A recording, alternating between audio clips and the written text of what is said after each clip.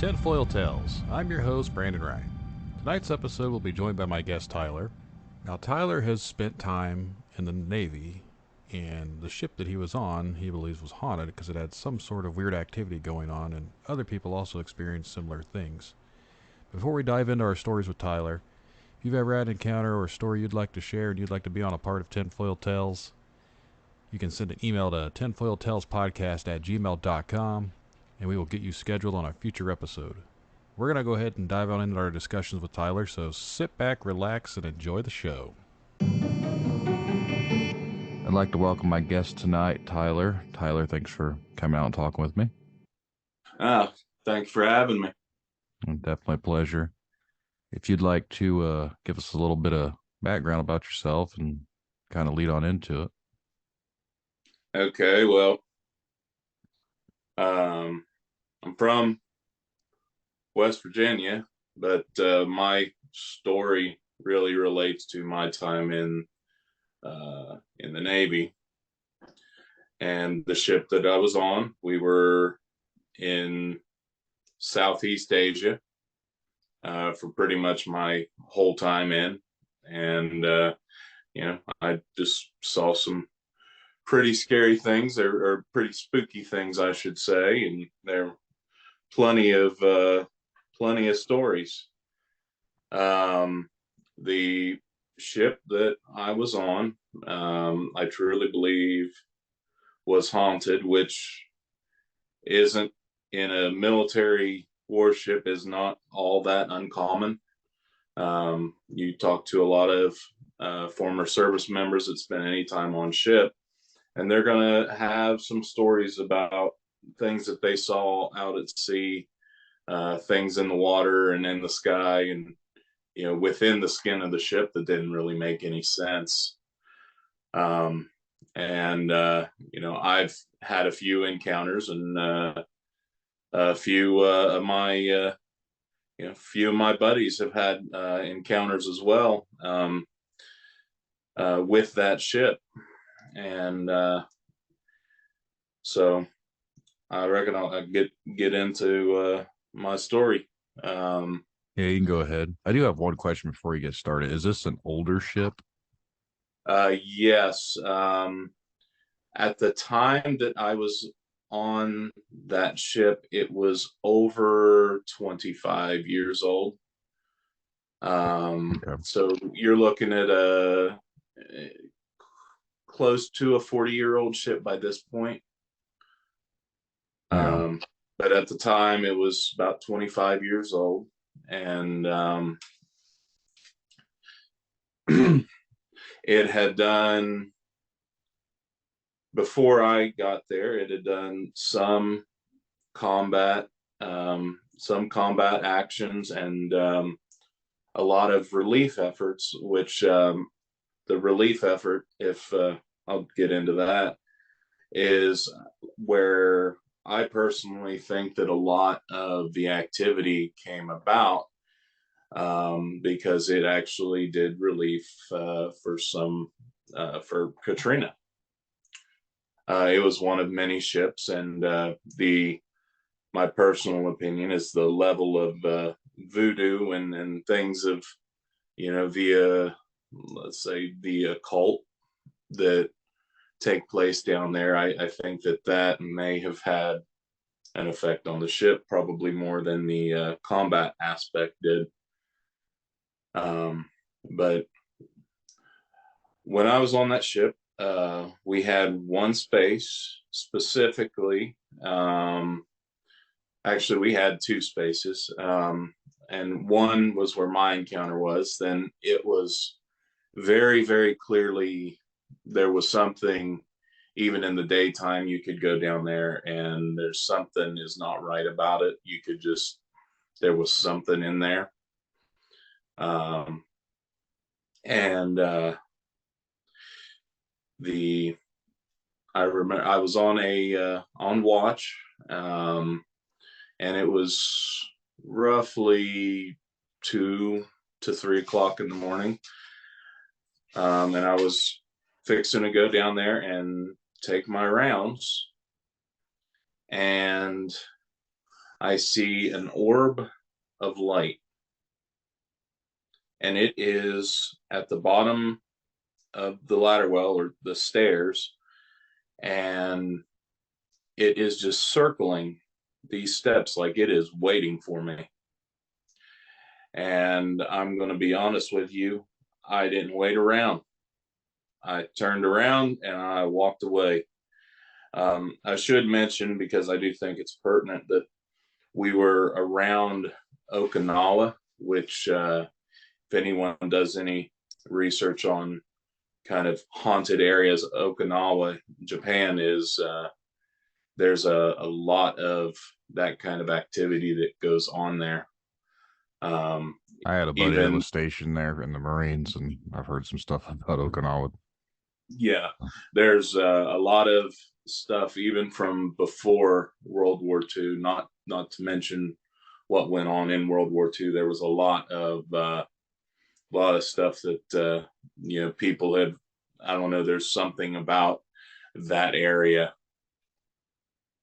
um, and a good bit of what we would encounter seemed to be when we were either off the coast or in Okinawa or the Philippines was another. That was another big one. Um, but that was probably my closest personal encounter. I would go into other spaces, middle of the night. There shouldn't be anybody about, and I would hear voices. I'm not crazy. I mean, I wasn't the only one that heard voices, but you could hear sometimes there'd be voices even over machinery. And I'm talking machinery that it's loud enough that, you've got to wear at least earplugs. You've got to wear some level of hearing protection to be operating in this environment, or hearing loss will ensue. But and even over that, earplugs and that whirring machinery, you could still hear distinctly human like voices. Could never make out what was going on, or what was being said, I should say.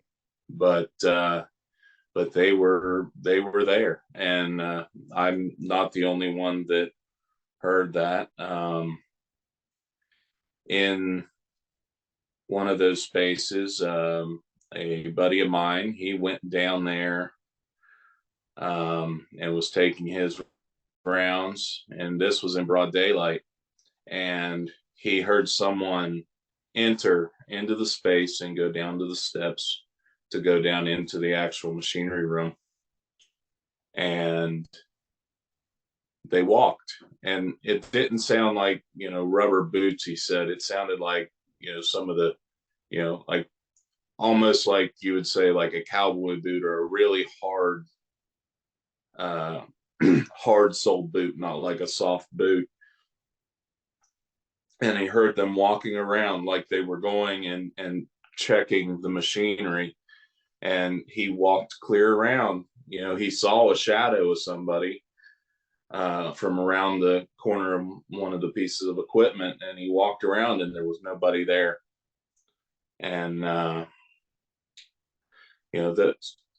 and had another buddy that would always take, because he was absolutely petrified of anything like this. He was from Kansas, which, if I'm not mistaken, has like two of the portals to hell. One of the few states that the Pope refuses to fly over, so I've heard. I haven't actually um, heard anything about Portals of Hell. I'll have to look into that. yeah, there's one that's like, if I remember correctly, there's one that's a bridge in Kansas that supposedly at a certain time, if you stop your car, it won't stop and then you die or something along those lines. I could have that completely wrong, but I know there's a bridge, and then I believe there's like a well with a picnic table. that supposedly, as he referred to them, are portals to hell. Um, yeah, but he would take music down there with him, like he had a speaker because he didn't want to hear the voices, so he tried to drown them out.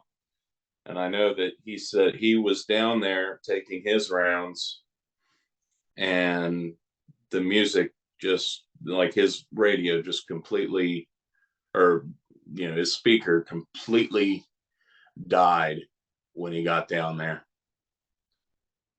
Wouldn't turn on, nothing. It had a full charge, and as soon as he got out of the space, it turned back on.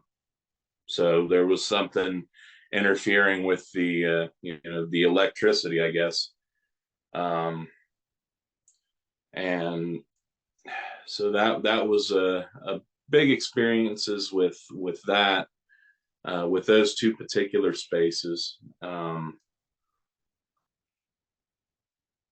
then I've got another guy that was walking down the hallway, the passageway, and you have on a ship, you've got like two kinds of doors. There's a watertight, like a water boundary for if the ship would start to sink. It kind of traps air and it's supposed to keep, hopefully if you get a big hole, you can seal it off and you don't completely sink, is the theory behind that. And then the other kind is just a fire boundary, just like, more or less like you would have in any, I mean, it's shipboard, but it's more or less like any other door but you've got like a little porthole in there so you can actually look through and see, make sure that you don't open the door up into somebody.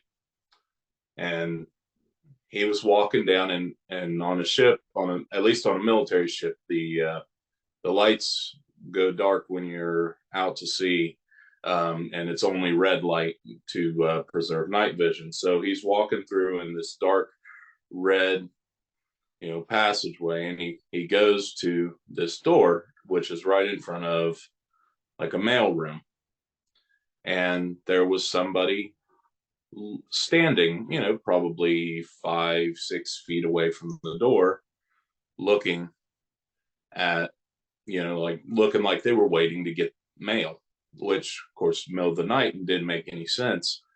Um, but he could see their face. The red light, that would make sense, but he couldn't really distinguish their body, and he didn't really recognize the person. That person turned and looked at him, and he's like, well, maybe it's a new guy. He opens the door, and there's nobody there, absolutely nobody there. And there's no way in that time that the nearest spot that he could have turned off or gone out of sight was way too far for any human to have, for any person to have, gotten out of sight, in the time it would take for a person to open up a door. So there's, and that's that, and that one is, I find that very, very, that individual, I find him especially credible. He didn't believe in ghosts or spirits or anything of that nature. For that matter, I don't truly believe in ghosts in the classical sense, um, but I do know that there are some things out there that, just, I mean, I've seen them, right? And there are things out there that you just don't quite, we don't quite comprehend or understand. Yeah. I try to remain skeptical a lot of the times too, just because I think things can be explained easy if people actually look into it, but some things just, you can't explain it. Absolutely. Absolutely. And, beyond those specific stories, there's been a lot of people out at night, and you'll hear things that just don't sound quite right. Like you get a sense when you've been out to sea long enough, and just to kind of, I spent more time at sea than I did in any port. I mean, I was gone, 3, 4 months, back in for maybe a month or two, or not a month, but maybe like a week or two, maybe a month, and then right back out at it again for another 4 months or so, and that pretty much went on the entire duration of my time in. So it's like I you get out to sea, and you learn kind of what sounds are normal. Um, the rumbling of the machinery, the sloshing of the waves, and the occasional ship that might be near enough to you that you can hear it as well. But you know, being out there, you can sometimes you just hear some spooky sounds that I really can't truly describe, and there might be a perfectly logical explanation for those. I don't know. People have seen creatures that or shadows of creatures that might be akin to like a Nessie type thing. People have seen stuff like that. Again, there could be a logical explanation, and that logical explanation might be that there's they had an overactive imagination, or they had maybe I mean, the ocean is, we know more about the surface of the moon than we do the bottom of the ocean. It's entirely possible that some plesiosauran type animal is still alive today. Yeah, uh, we don't I really mean, know more than, I think, what is it, 2 to 5% of the ocean's been explored. it's a very, very small amount. I mean, that what is that fish? Coelacanthus is supposedly, by the evolutionary track, like one of the first fish, they think. And they said that it went extinct, millions and millions of years ago, but they discovered it off the coast of Indonesia in, I believe, the early 1900s. Yeah, I think it was like the 1930s. They Yeah, found it, something and there. they found some other things too. I don't know if that's the same thing, but like the lungfish. It's a fish Yeah, that they think was like what came on land, like what was the first primordial land dweller, I guess. They found some of right. those as well too. So there's all sorts of stuff out there that And nobody really knows. right. And there's, we would see, there's a bioluminescent plankton that when the ship would go through, it would make a really eerie green color. So like those kinds of things that people could see outside, like those can have a logical or an explanation that doesn't necessarily have to do with the paranormal or the cryptozoological. But what I've seen inside of the skin of the ship, um, I I don't, other than my personal opinion, demonic kind of elements. That is the only explanation, and probably the craziest one that I personally had, or that I've heard, was a guy who he was walking outside. He was on the flight deck, the very top of the ship, and we had a bunch of big Connex boxes, based shipping containers, to haul a bunch of Marines gear around. And he saw a four-legged creature hopping around from like container to container. Of course, it's dark, but according to him, the arms and the legs, they honestly, they looked, in his description, like they looked like something out of like an anime or a manga kind of horror. Like some of those, like which those are a lot of those creatures are kind of based on, Japanese demons and their folklore, at least loosely. So, I mean, that could make sense that, where that would even come from in their folklore is maybe there is something, some kind of a spirit, or creature that is there. Um, and the, I mean, the ancient peoples weren't dummies. They might not have, figured out electricity and all of that, but, they knew what they saw. Um, but, Yeah, I with agree the, with that. uh, I mean, those are the biggest ones that I've personally dealt with that I could, feel comfortable. I mean, there's nothing, like top secret or anything, but that I would feel comfortable in putting out there. Because I don't want to be spreading around, any falsehoods. And I've left some probably of the juicier stories out because I don't necessarily trust the source of where they came from. Some people But are just good at telling stories. that they are. There's people out there that they tell you it's raining, you'd have to go out and get wet to believe them. Yeah, I But try to, a lot of the stuff I've interviewed with people and everything else, like I said, I keep an open mind to everything because I'm not here to judge someone's story. Now, it might not make sense to me, but if it makes sense to them, I mean, right, who am I to discredit them? So, absolutely, and and they could be absolutely telling the truth, but I don't know how much I would, just in knowing those individuals and knowing, their proclivity for tall tales, that I wouldn't feel comfortable in sharing those. But everything that I've shared, I either personally witnessed or I absolutely, believe that the source was being truthful. have you And experienced anything that wasn't ship related?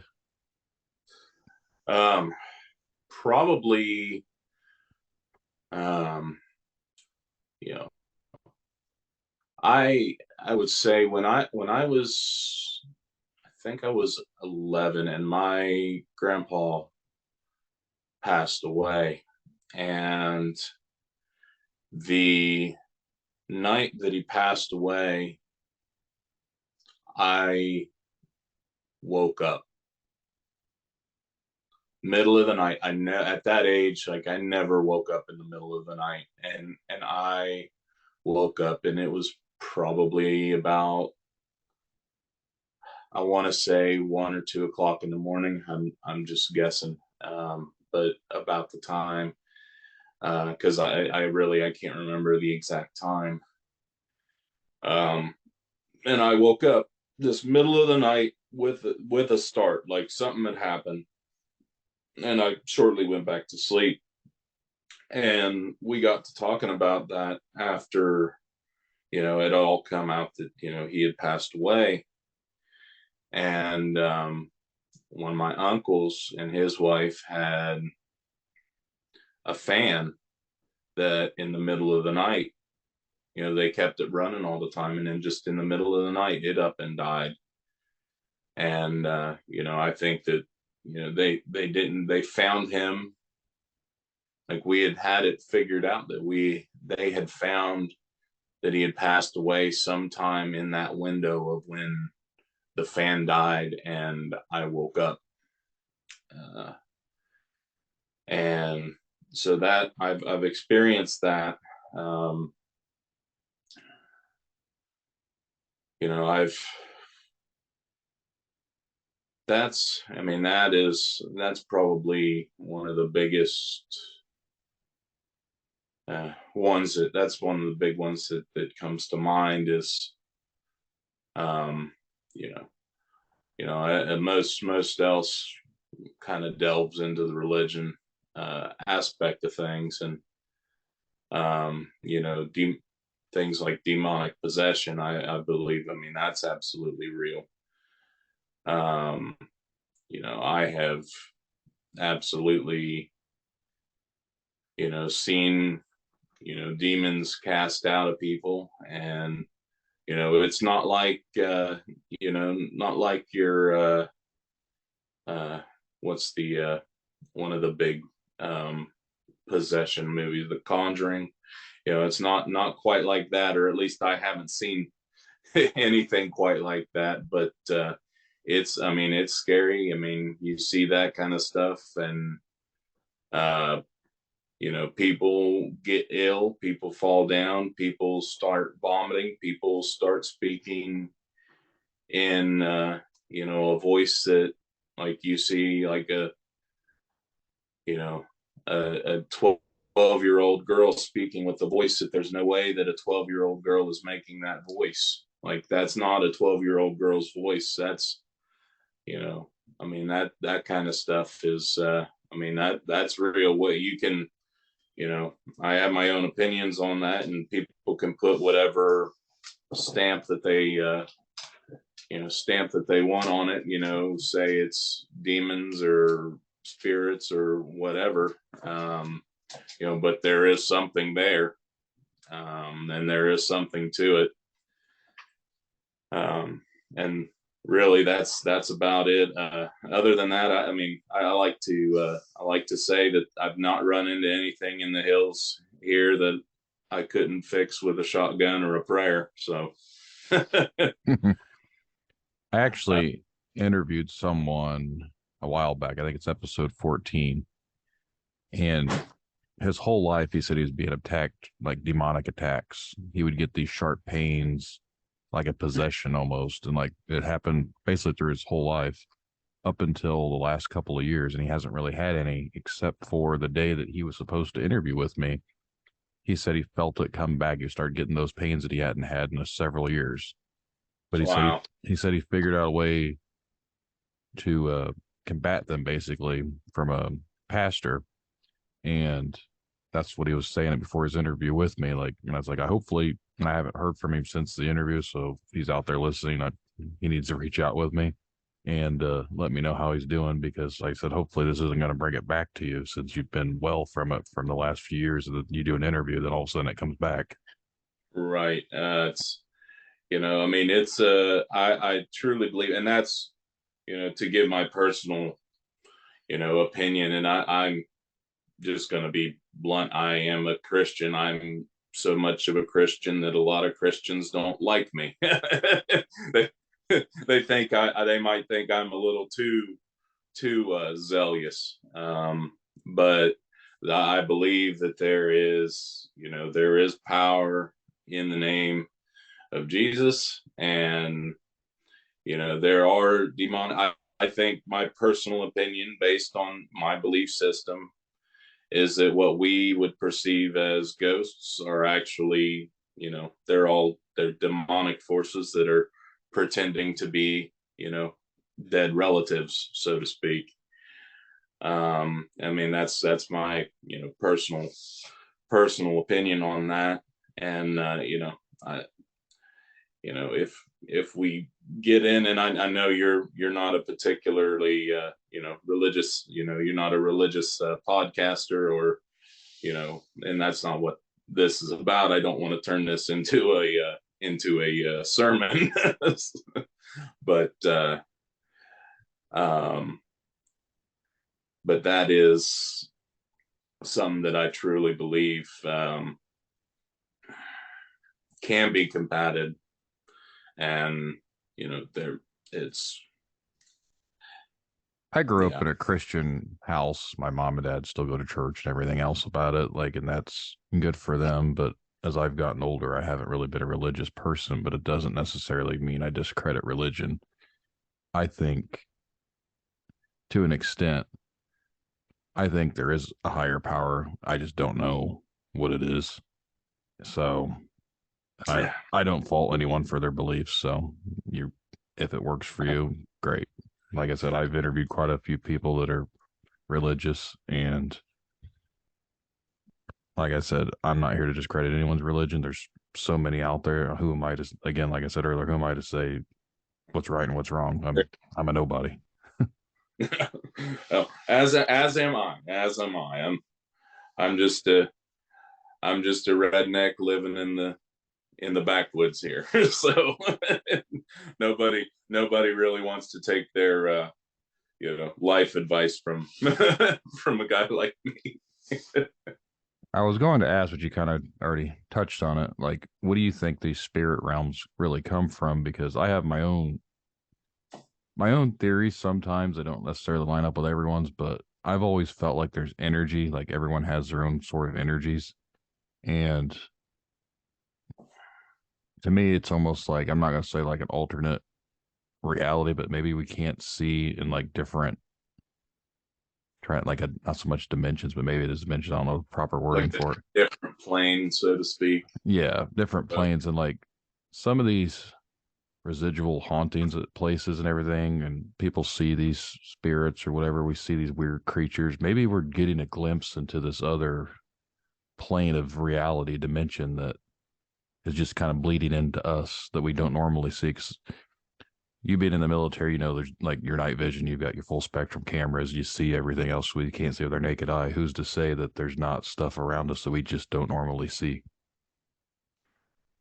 and I can agree with that to a point. I mean, there is a there is a spiritual realm, and and there is there. I mean, that's not even an anti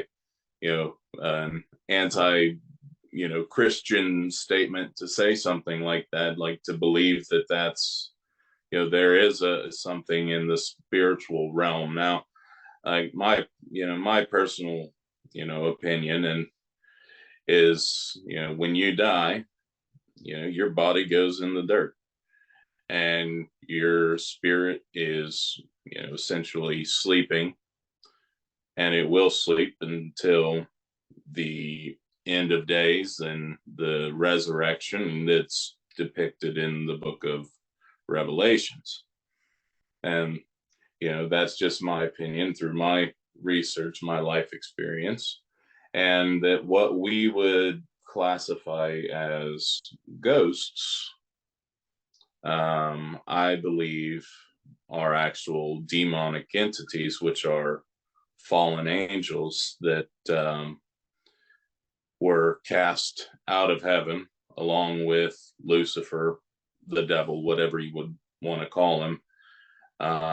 And they were given dominion over this earth, and they walk the earth and, are causing trouble basically and masquerading as, as someone's grandmother or what have you to, torment people or lead them astray. That's my personal opinion on that. Are you familiar with the Nephilim? Yes. Um, that's actually my. I am not with like with Bigfoot. I'm a believer in Bigfoot, Sasquatch, whatever you want to call them. I believe that it's possible that it is Gigantopithecus or some undiscovered ape, but I personally believe, given how difficult it has been to track, in North America. I mean, North. I mean, and where people see it, a lot of times they're not high population areas, but they're not. We're not talking about like the middle of the Alaskan wilderness that you can only get to by a little prop plane either. There's a lot of people, as especially on like the eastern half of the country and obviously the west coast. I think that the Sasquatch is a remnant of the Nephilim, uh, and which would explain a higher level of intelligence and ability to avoid detection unless they want to be detected. That's my opinion on that. And So I've interviewed several people. A lot of them think they're just flesh and blood, undiscovered apes. They don't believe in the other worldly vibes that they give off, like Nephilim or anything like that. But there's been so many people that I've read about or I've seen or listened to on other podcasts that talk about they see like lights, like a glowing light or an orb. They just straight up vanish, disappear. It's like, if these things are flesh and blood, how come they just vanish out of nowhere? Like right. the random lights that someone might see, and then all of a sudden they're gone. Like that's not a normal animal that I know of, especially a primate. Yeah, right. Um, Absolutely. And I watch a YouTuber, and cryptozoology is not his thing, but he lives in um Oklahoma. And when he bought his property that he lives on, one of his neighbors started talking about the, the other side of the hill that's part of their property. That's like, oh, that's where the Sasquatch lives.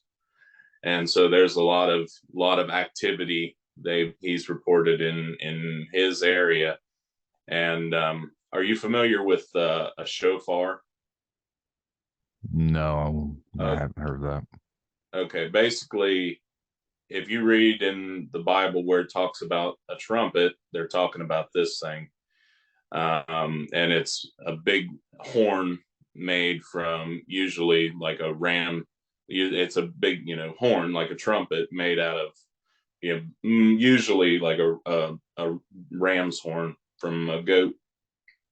And so it's got a lot of, I mean, it's not necessarily like imbued with spiritual properties, but he said that one thing he's heard their calls, heard their noises, and stuff that their livestock guardian dog that goes and eats coyotes for breakfast. They don't want to. The dog doesn't want to go out. He doesn't want any part of those things when they're making whatever noises that they're making. And he said the one thing that'll shut him up is go out and blow on that thing. And I've experimented with that with coyotes in my area, and no, that just makes them yip louder. So I don't think that's a coyote or a bobcat. And it's like I've heard all of those things. I know what those sound like. Yeah, you um, I yeah, don't really know what to believe. Like, I think there's too many people seeing something, but I can't sit here and tell you exactly what it is because I haven't seen it for myself. I've seen something else that I can't explain, but I can't sit there and say that it's an ape. It's a no, you know what I mean? I don't know. It could be right. anything. I do believe there's something out there though, just because there's too many people seeing something, and I don't think all these people are Yeah, mistaken bears or whatever. Like right. I know what a bear looks like, and I think the average person knows what a bear looks like. There's a little bit of a difference between a bear and a Sasquatch. Right. Yeah, there's a pretty big difference. I mean, size is about the only thing similar. So yeah, I think that there is something there. I lean more towards the Nephilim side of things. I'm fully willing to accept that it is just some primate that maybe is just really good at playing hide and seek. I don't know. But I do lean more towards the Nephilim side of it. Uh, I never understood like when you watch most of these shows or any of these documentaries and they're looking for Bigfoot and they claim, oh, they're nocturnal and they do these tree knocks and I don't really know of any like modernized primate. Like I don't think chimpanzees or gorillas or they're not nocturnal animals. So I don't see no, why of all things this would be one of them. right. But If it is indeed a monkey, yeah, it doesn't make primate of sense. some sort, um, yeah, I don't know of any, and I'm not saying that there isn't some kind of primate out there that only comes out at night, but I don't know of any, especially of the great, what we'd call the great apes. They come out in the daytime. They sleep at night. Yeah, um, that's what I was saying when people always talk about that, and they're always out finding Bigfoot or whatever it is, and they're out in the middle of the night. It's like I'm pretty sure if this thing was in the area, it wouldn't be out walking around in the middle of the night. right. I mean, I mean, it's possible. I mean, there's idiots, or not. I shouldn't say idiots. There are people out there that are in the middle of the night running around through the woods looking for any other sort of thing, and humans do come out at night, but really, it's why would it be at night where people go and actively look for them? Yeah, Uh, it, it, that's that's what I always thought too. If this thing's so elusive and you're out there making all this racket, all these noises and screaming, and you have a camera crew, this thing's so elusive that no one ever sees it. Why all of a sudden would it now just come out to you guys? and well, it's like the uh, uh, I with some of the shows, like I believe there are some people out there that are doing a show and they're genuine believers in Bigfoot, but there's some that I know for a fact that some of it is fake that they're putting out on these shows, because I know a guy who was paid to pretend on one of these shows. um, and I don't Mountain know. monsters is probably a big waste of time. Yeah, that's the one. I wasn't gonna bring that one out there, but it's absolutely. I know a guy who got paid a couple $100 to drive to whatever particular county they were, filming something, and he went and set up, a little like witch camp, and then tore it all to pieces. um, and so that's like that show. I mean, entertainment value, absolutely, but it for anyone who's watching it thinking that they're actually going out there and trying to hunt these, elusive creatures, they're just, they're mistaken. Um, Yeah. I talked to someone last week. I did an interview with him, and he's a Bigfoot researcher. And we talked about mountain monsters and how big of a joke this show was. I said it's shows like that that look bad to anyone that actually takes the stuff serious, because people see that show and they're like, oh, there are these crazy people out there doing the same thing. I was like, no, people like me I want to be a believer, but I'm not out there being a jackass like these people are making. I think it's right. like they're making fun of the people that really look for the stuff. That's how I take Yeah. it. And you know what? And they're making big money doing it. I met one of the guys that was on that show. I can't remember his name, but I didn't have any idea he was famous. He just started talking to me at a restaurant, and he went and got me because I had never heard of the show prior to this, and and he went and got a picture that was like a promo picture for Mountain Monsters, and autographed it for me and all that, and gave gave it to me. And then I was like, Mountain Monsters, what's in the world's this show? And I went and looked at it. I'm like, oh, this doesn't this doesn't look fake at all. I like watched the first episode when it aired, and afterwards I was like, really? I felt like I just wasted an hour of my life. uh But yeah. But well, Tyler, I think unless you have anything else, I think we can wrap this one up. I definitely appreciate talking with you. oh, absolutely, it was a good time. I think I've said all I've got to say, and then some. Yeah. Well, again, I appreciate it, and if anything ever comes about, if come across one of the elusive Sasquatch, be sure to let me know. I'd love to hear about it. Oh, absolutely. Yep. All right. Well, thank you and have a good night. You too. Bye. Bye.